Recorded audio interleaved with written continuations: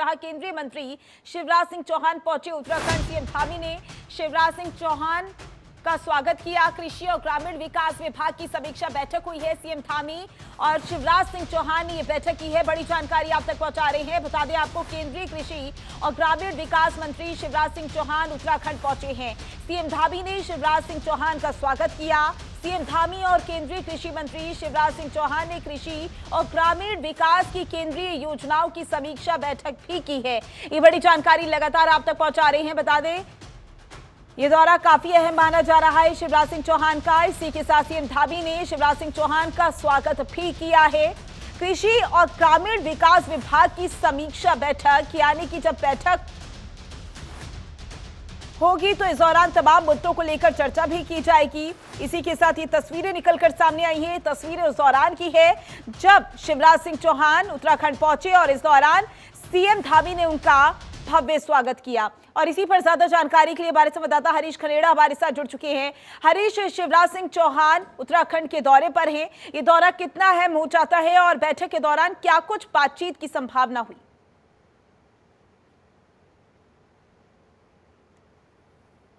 उत्तराखंड पहुंचे हैं। आपकी आवास में मुख्यमंत्री पुष्कर सिंह धामी ने उनका जोरदार स्वागत किया है और उसके बाद एक समीक्षा बैठक यहाँ पर की गई है, जिसको कृषि संबंधित और जो बागवानी से संबंधित है, उत्तराखंड में किस तरह से किसानों की आय को दुगुनी करना सरकार का जो लक्ष्य है उसको पार किया जाए, इस तरफ भी ये बैठक बहुत मायने रखती है उन किसानों के लिए, बागवानी के लिए, और खासतौर पर पहाड़ी क्षेत्रों की अगर बात करें माधुरी, तो वहां पर किस तरह से जो किसान हैं उनको प्राथमिकता दी जाए, उनकी जो फसलें हैं उनको किस तरह से विश्व पटल पर ले आया जाए, इस तरफ भी इस बैठक में कई मुद्दों को लेकर के चर्चा की गई है। और जैसे कि सरकार का फोकस है लोकल फॉर वोकल को लेकर के, और इस तरह से अगर बात की जाए तो पहाड़ी क्षेत्रों में जो मोटा अनाज है उसको प्राथमिकता दी जा रही है। और लगातार चाहे वो कृषि मंत्री, केंद्रीय कृषि मंत्री शिवराज सिंह चौहान हो या मुख्यमंत्री या फिर गणेश जोशी जो कृषि मंत्री उत्तराखंड के हैं, तो उन सभी चीजों को लेकर के प्राथमिकता दी जा रही है उन किसानों को, चाहे वो बागवानी के क्षेत्र में कहें, चाहे वो एप्पल मिशन के क्षेत्र में कहें, तो उन तमाम योजनाएं जो सरकार की यहाँ पर चल रही हैं, खासतौर पर पहाड़ी क्षेत्रों में माधुरी, क्योंकि जो हाई एल्टीट्यूड इलाके हैं वहां पर सेब को बहुत ज्यादा प्राथमिकता दी जा रही है। और बागवानी के लिए यानी कि एप्पल मिशन जो इस समय चल रहा है, तो एप्पल मिशन को किस तरह से गांव-गांव तक और उन किसानों तक पहुंचाया जाए, उनकी फसलें खराब ना हो, उनकी जो मेहनत है वो खराब ना हो और उनकी जो आय है उसे दुगना करना इस बैठक में लक्ष्य रखा गया है। तो जाहिर सी बात है कि बहुत ज्यादा मायने इस बैठक में है। और जिस तरह से शिवराज सिंह चौहान जो यहाँ पर पहुंचे हैं, तो कहीं ना कहीं किसानों में भी उत्साह इस बात को लेकर के है कि कहीं न कहीं उनकी जो फसलें हैं या फिर उनकी जो बागवानी है उसको प्राथमिकता सरकार दे रही है। जी बिल्कुल, ये दौरा काफी अहम हो जाता है शिवराज सिंह चौहान का, क्योंकि जाहिर सी बात है कि कृषि से संबंधित तमाम योजनाएं चल रही हैं और आने वाले समय में किस तरीके से इन योजनाओं को आगे बढ़ाना है, लोगों तक पहुंचाना है, ये भी बहुत ज्यादा अहम हो जाता है। लेकिन यहाँ पर शिवराज सिंह चौहान के दौरे की बात की जाए हरीश, तो और क्या कुछ उनके कार्यक्रम तय किए गए हैं और कितने दिन का ये दौरा है उनका? देखिए, आज की अगर बात करें तो आज मुख्यमंत्री पुष्कर सिंह धामी के जो सरकारी आवास हैं वहां पर शिवराज सिंह चौहान जो केंद्रीय कृषि और ग्रामीण विकास मंत्री हैं वो पहुंचे हैं, उनका स्वागत भी हुआ है और एक बैठक यहाँ पर की गई है किसानों के परिप्रेक्ष्य में। और जिस तरह से बैठक के मायने हैं कि किस तरह से जो किसान हैं उनकी आय को दोगुना किया जाए। अगर हम उत्तराखंड की बात करें तो उत्तराखंड को हिमाचल की तर्ज पर जो यहाँ पर जो सेब की फसल जो किसान उगा रहे हैं और क्राफ्टिंग के द्वारा किस तरह से नई तकनीक के द्वारा जो किसान है उनकी जो बागवानी है वो फल फूल रही है। इसी को लेकर के चाहे वो आड़ू हो, चौलाई हो, इसके अलावा हम मोटा अनाज की अगर बात करें या फिर हम सेब की बात करें, तो तमाम उन चीजों को कहीं ना कहीं सरकार प्राथमिकता दे रही है। और ऊंचाई वाले इलाकों में चाहे हम चमोली, टिहरी, पौड़ी, उत्तरकाशी के साथ साथ अगर हम कुमाऊं के उन हाई एल्टीट्यूड इलाकों की बात करें, अल्मोड़ा, बागेश्वर, पिथौरागढ़, चंपावत, तो इन सभी जगहों पर सेब को बहुत ज्यादा प्राथमिकता दी जा रही है। और जाहिर सी बात है कि यहाँ का जो किसान है वो भी कहीं ना कहीं इस तरफ काम कर रहा है ताकि सेब में एक अच्छी खासी आमदनी कमा सके, जिस तरह से सरकार ने कहा है कि किसानों की जो आय है उसे दोगुना करना। तो इस तरह से आज की अगर जो बैठक हुई है उसमें कई बिंदुओं को लेकर के चर्चा हुई है। और चाहे वो चौलाई की बात करें या सेब, आड़ू, खुमानी की बात करें, तो किस तरह से उनकी बागवानी को और यहाँ पर बढ़ाया जाए। और जो गाँव-गाँव में जो किसान हैं उनकी जो फसलें हैं, चाहे हम माल्टा की बात करें या हम आड़ू, चौलाई की बात करें, तो इन सभी चीज़ों को प्राथमिकता सरकार सरकार दे रही है। और इस समय की बात करें तो उत्तराखंड में एप्पल मिशन पर विशेष फोकस यहाँ पर है, ड्रैगन फ्रूट को लेकर के सरकार का फोकस है। और जो कीवी की जो फसल है, जो यहाँ पर जो तमाम जो किसान हैं दूरस्थ इलाकों में जो कीवी की फसलें उगा रहे हैं, कीवी को उगा रहे हैं, तो उनको कहीं न कहीं उनकी एक अच्छी इनकम हो सके, इस तरह भी लगातार इस बैठक में चर्चा हुई है। जी हरीश, कृषि संबंधित विकास की बात की जाए तो पिछले कुछ सालों में कितना अंतर आया है? देखिए, अब मॉडर्न तरीके से जो यहाँ पर बागवानी जो लोग कर रहे हैं माधुरी, तो इसमें सरकार का ये मोटिव रहा है कि किस तरह से जो सरकार जो लोग हैं, जो किसान हैं, उनको यहाँ पर ऋण मुहैया करवाया जाए और जो उनकी जो ज़मीनें हैं और जो बंजर खेती है उसको उनको लीज़ पर उन ज़मीनों को दिया जाए, ताकि वो जो ज़मीन है उन पर लोग खेती कर सकें। और इसमें चाहे वो आड़ू हो, चाहे पुलम हो, या फिर इसके साथ खुमानी हो, या सेब हो, इन सभी चीज़ों को यहाँ पर प्राथमिकता दी जा रही है, ताकि जो किसान हैं उनकी अच्छी खासी आय बढ़ सके। और सबसे बड़ी बात है कि इस समय 2 चीज़ें उत्तराखंड में बहुत ज़्यादा डेवलप की जा रही हैं, खासतौर पे एप्पल मिशन को यहाँ पर फोकस किया जा रहा है, और दूसरा ड्रैगन फ्रूट को फोकस किया जा रहा है। तो क्योंकि कम खर्चे में और बहुत ज़्यादा इनकम जो लोगों की है, किसानों की है, वो हो सके, तो चाहे वो तराई क्षेत्रों की बात करें या फिर हम पहाड़ी क्षेत्रों की बात करें, तो सरकार का कहीं न कहीं फोकस है कि जो तमाम जो किसान हैं उनकी आय को किस तरह से बढ़ाया जाए, किस तरह से उसे दुगना किया जाए।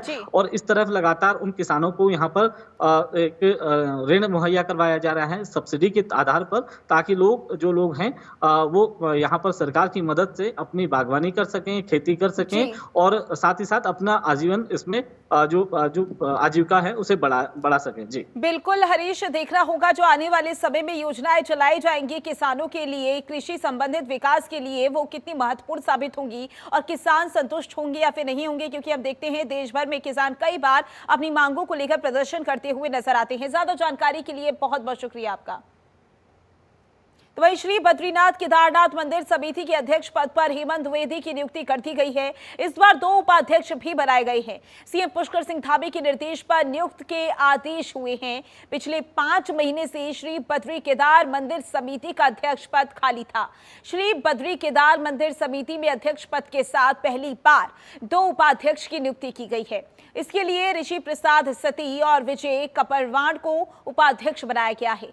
श्री बद्रीनाथ केदारनाथ समिति में बोर्ड के गठन होने से यात्रा प्रबंधन में सुविधा मिलेगी। खासकर बद्रीनाथ और केदारनाथ धाम में बढ़ती यात्रियों की संख्या के प्रबंधन और समन्वय में सहायता मिलेगी। समिति में पौड़ी, चमोली, रुद्रप्रयाग जिलों से स्थानीय जन प्रतिनिधित्व सुनिश्चित किया गया है।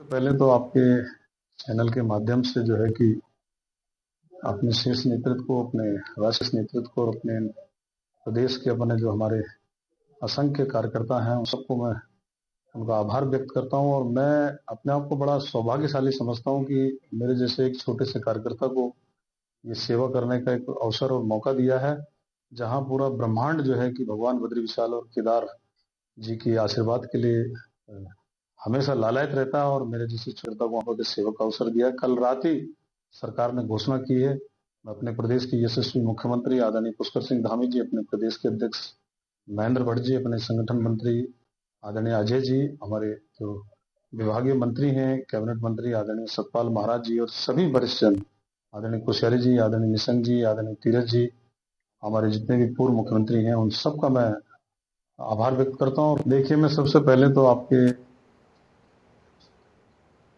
तो चारधाम यात्रा को लेकर भक्तों में उत्साह है। चारधाम यात्रा में उमड़ रही जबरदस्त भीड़, 1.83 लाख से ज्यादा श्रद्धालु दर्शन कर चुके हैं। चारधाम यात्रा को लेकर भक्तों में खासा उत्साह नजर आ रहा है। चारधाम में 1,89,212 भक्त दर्शन कर चुके हैं।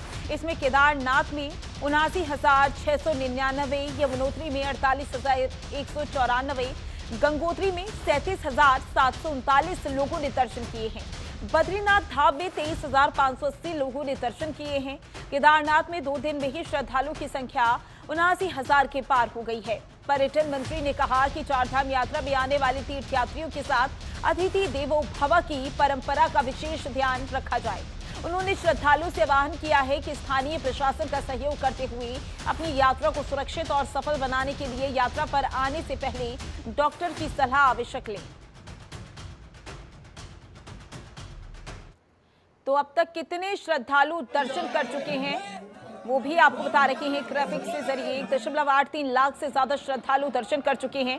केदारनाथ धाम की बात की जाए तो 79,699 श्रद्धालुओं ने दर्शन किए हैं। यमुनोत्री धाम में 48,194 श्रद्धालुओं ने दर्शन किए हैं। इसके अलावा अगर गंगोत्री धाम की बात की जाए तो 37,739 श्रद्धालु दर्शन कर चुके हैं। यानी कि बद्रीनाथ धाम में 23,580 लोगों ने दर्शन किए हैं। माना जा रहा है आने वाले समय में लगातार श्रद्धालु की संख्या बढ़ती हुई नजर आएगी। हालांकि इस बात का खासा ख्याल रखा गया है कि जो श्रद्धालु पहुंचे उन्हें किसी भी तरीके की परेशानी ना हो। ग्राफिक्स के जरिए आपको आंकड़ा बता रही हैं जितने भी श्रद्धालु अभी तक दर्शन कर चुके हैं, क्योंकि अगर पिछले आंकड़े की हम बात करें कि ऑनलाइन रजिस्ट्रेशन कितने हुए हैं, तो ऑनलाइन रजिस्ट्रेशन की जो संख्या सामने आई है, जो आंकड़ा सामने आया है, वो बहुत ही ज्यादा है और ये भी माना जा रहा है आने वाले समय में पिछले साल का आंकड़ा भी पार कर सकता है इस बार। तो वहीं तेज बारिश के कारण चारधाम यात्रा की गति बाधित हो गई है। चारधाम यात्रा रूट पर भारी बारिश के कारण कई जगहों पर मलबा आ गया है। एनएच श्रीनगर की तरफ से सभी जगहों पर आया मलबा हटाया जा रहा है। प्रशासन ने तुरंत राहत कार्य शुरू किया और जेसीबी मशीनों से भारी मलबा हटाया जा रहा है। कई स्थानों और पुलों पर मलबा आने से यात्रियों को परेशानी भी हो रही है।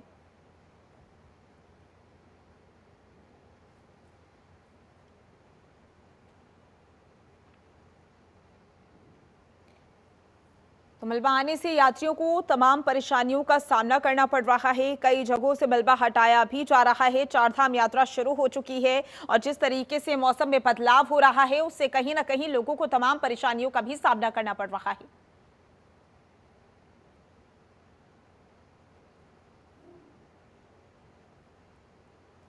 तो वहीं उत्तराखंड में मौसम में अचानक बदलाव देखने को मिला जब तेज हवाओं के साथ बारिश होने लगी। इस अप्रत्याशित मूसलाधार बारिश के कारण कई जगहों पर पेड़ टूटकर गिर गए। ऋषिकेश बद्रीनाथ हाईवे पर शिवपुरी के पास बारिश से पहाड़ी का बड़ा हिस्सा नीचे गिर गया, जिससे मार्ग बाधित हो गया। सड़कों पर मलबा जमा देखा गया और वाहनों की आवाजाही में मुश्किलों का सामना करना पड़ा। भारी बारिश होने से देहरादून के माल देवता क्षेत्र में नदी अपने उफान पर है। किसी भी प्रकार की जनहानि की सूचना नहीं है। आज भी देहरादून सहित आसपास के इलाकों में मौसम खराब रहेगा।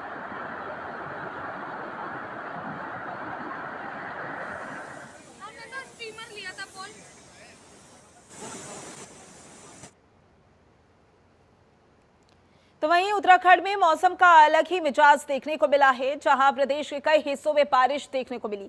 खासकर देहरादून जिले में तो बारिश का कहर देखने को मिला है, जहां मसूरी और आसपास के इलाकों में मूसलाधार बारिश से जनजीवन अस्त व्यस्त हो गया है। कैंपटी फॉल के झरने ने भी एकाएक रौद्र रूप ले लिया है, जिससे क्षेत्र में अफरा तफरी मच गई है। कैंपटी फॉल ने विकराल रूप ले लिया है। झरने के पानी के साथ भारी मात्रा में मलबा बहकर आया। इतना ही नहीं, मुख्य मार्ग से भी बहकर आया पानी लोगों की दुकान में घुस गया, जिससे दुकान में रखा सामान भी खराब हो गया है। कैंपटी फॉल का डरावना नजारा देख पर्यटक काफी सहम गए हैं। तो वहीं कैंपटी पुलिस ने भारी बारिश को देखते हुए सुरक्षा के मद्देनजर लोगों को कैंपटी फॉल में जाने से रोक दिया। लेकिन राहत की बात यह है कि किसी प्रकार की जनहानि नहीं हुई है। मलबा और पत्थर झरने से बहकर कैंपटी झील में जमा हो गए हैं।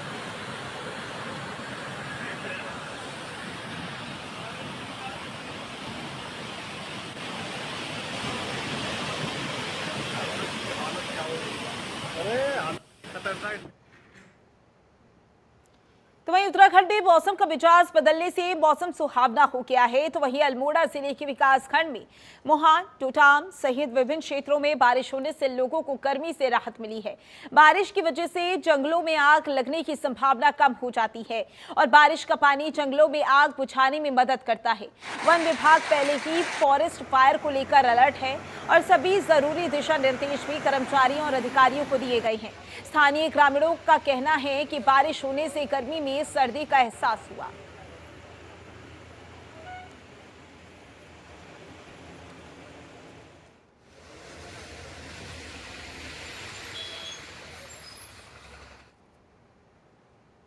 तो वहीं उत्तराखंड के चारों धामों के कपाट खुलने से साथ ही पंच बद्री में प्रमुख भविष्य बद्री धाम के कपाट खुल गए। ब्रह्म मुहूर्त पर मुख्य पुजारी संजय टिमरी की अगुवाई में सुभाई गांव के ग्रामीणों की मौजूदगी में सुबह 6 बजे विधि विधान के साथ मंदिर के कपाट खोले गए हैं। इस अवसर पर सुभाई भविष्य बद्री गांव के ग्रामीणों ने भगवान भविष्य बद्री को वैशाख मास की फसल गेहूं और जौ की बालियां अर्पित की है। ज्योतिर्वट प्रखंड के सुरमय घाटी सुभाई गांव में स्थित आदि गुरु द्वारा स्थापित भविष्य बद्री मंदिर के द्वार भी बद्रीनाथ धाम के कपाट खुलने के मुहूर्त पर खोले जाते हैं। बद्री विशाल के कपाट बंद होने की तिथि पर ही यहाँ के कपाट बंद होते हैं। तो वहीं उत्तरकाशी जनपद के धराली ग्राम स्थित प्राचीन श्री कल्प केदार महादेव मंदिर के कपाट आज विधिवत रूप से खोले गए हैं। यह परंपरा सदियों से चली आ रही है, जो केदारनाथ धाम में भगवान भोलेनाथ के कपाट खुलने के बाद आरंभ होती है। इस ऐतिहासिक अवसर पर मंदिर परिसर में विशेष पूजा अर्चना और वैदिक मंत्रोच्चारण के धार्मिक अनुष्ठान संपन्न किया गया। स्थानीय ग्रामीणों के साथ साथ देश विदेश से आने वाले श्रद्धालु भी इस क्षण के साक्षी बने।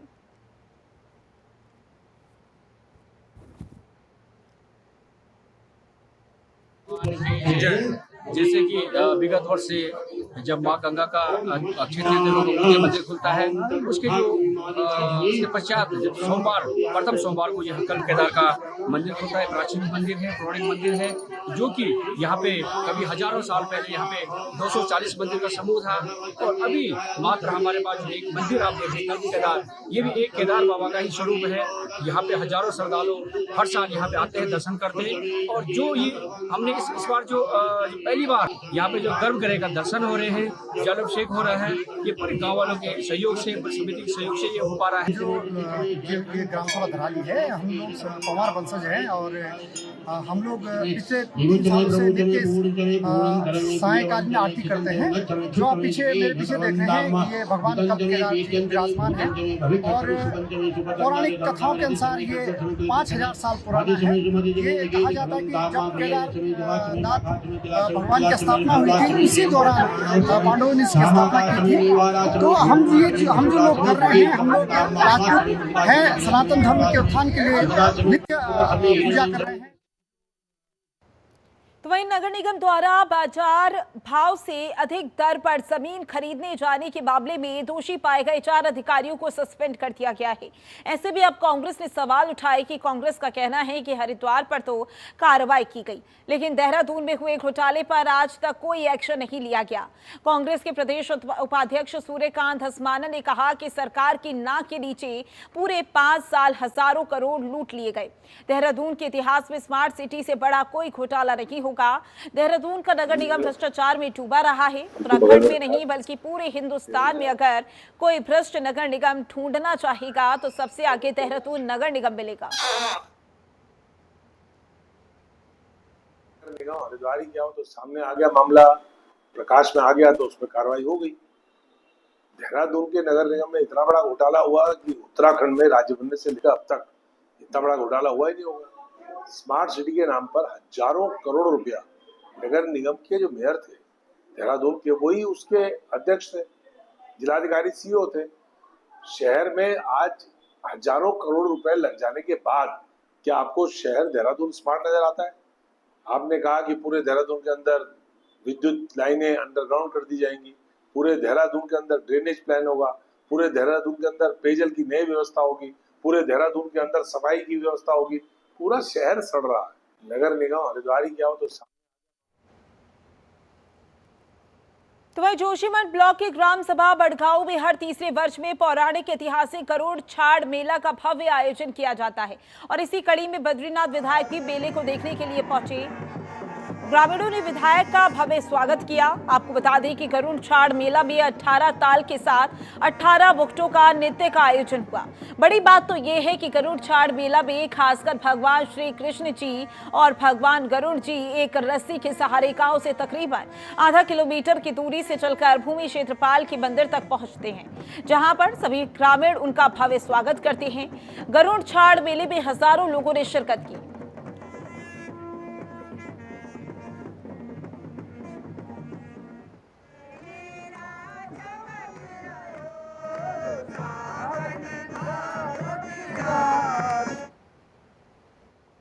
तो वहीं वरिष्ठ पुलिस अधीक्षक हरिद्वार के निर्देशानुसार थाना क्षेत्र में अपनी रोकथाम और आपराधिक गतिविधियों में संलिप्त व्यक्तियों पर रोक लगाए जाने के कारण निर्देशित किया गया था। तो वहीं चेकिंग के दौरान एक संदिग्ध व्यक्ति को एक अवैध तमंचा 315 बोर के साथ गिरफ्तार किया गया।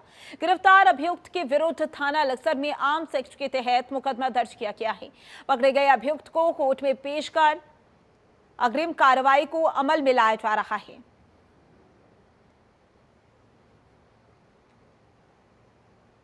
वहीं चारधाम यात्रा के दौरान हरिद्वार पुलिस सुरक्षा को लेकर बेहद सतर्क नजर आ रही है। पुलिस ने झुग्गी झोपड़ियों और मलिन बस्तियों में पहुंचकर विहित सत्यापन अभियान चलाया। यह अभियान खास इनपुट के आधार पर चलाया गया है, जिसमें असम, पश्चिम बंगाल और बांग्लादेश जैसे क्षेत्रों से आए लोगों पर विशेष नजर रखी गई। पुलिस ने 300 से ज्यादा लोगों को पुलिस लाइन रोशनाबाद ले जाकर उनके आधार कार्ड, वोटर ID और अन्य दस्तावेजों को संबंधित विभाग से वेरीफाई कराया। एसएसपी प्रमेंद्र सिंह डोभाल का कहना है कि कुछ संदिग्ध लोग फर्जी दस्तावेजों के सहारे हरिद्वार में रह रही हैं, जिसे लेकर बड़ा सत्यापन अभियान जारी है और आगे भी चलता रहेगा।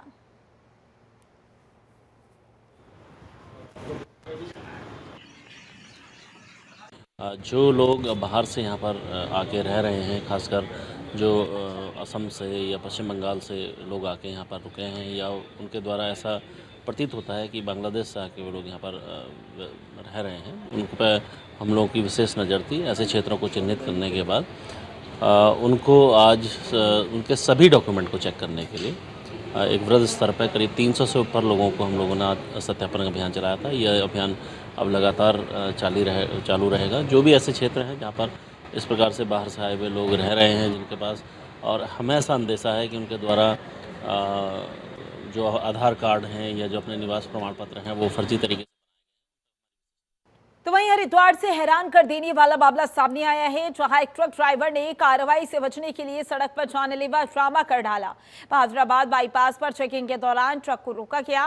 चालक हाई टेंशन तारों के नीचे ट्रक खड़ा कर छत पर चढ़ गया और बिजली के तार छूने की कोशिश करने लगा, जिसके बाद पुलिस ने मौके पर पहुंचकर ड्राइवर को हिरासत में लिया। जांच में वो नशे में पाया गया। प्रशासन चारधाम यात्रा को लेकर अलर्ट पर है। ऐसे में ये लापरवाही बड़ी चिंता का विषय बनी हुई है। तो दिल्ली हरिद्वार हाईवे पर कुरुकुल नारसन के पास एक भीषण सड़क हादसा हो गया, जहां हरियाणा से ऋषिकेश जा रही यात्रियों की कार को पीछे से तेज रफ्तार वाहन ने टक्कर मार दी। टक्कर इतनी जबरदस्त थी कि कार पूरी तरीके से क्षतिग्रस्त हो गई। हादसे में एक व्यक्ति की मौके पर मौत हो गई है, जबकि 3 अन्य गंभीर रूप से घायल हैं। घायलों को प्राथमिक उपचार के बाद हायर सेंटर रेफर कर दिया गया है। सभी यात्री हरियाणा के संभल जिले के रहने वाले बताए जा रहे हैं। तो वहीं हादसा सीसीटीवी कैमरे में कैद हो गया है। पुलिस पूरे मामले की जांच कर रही है।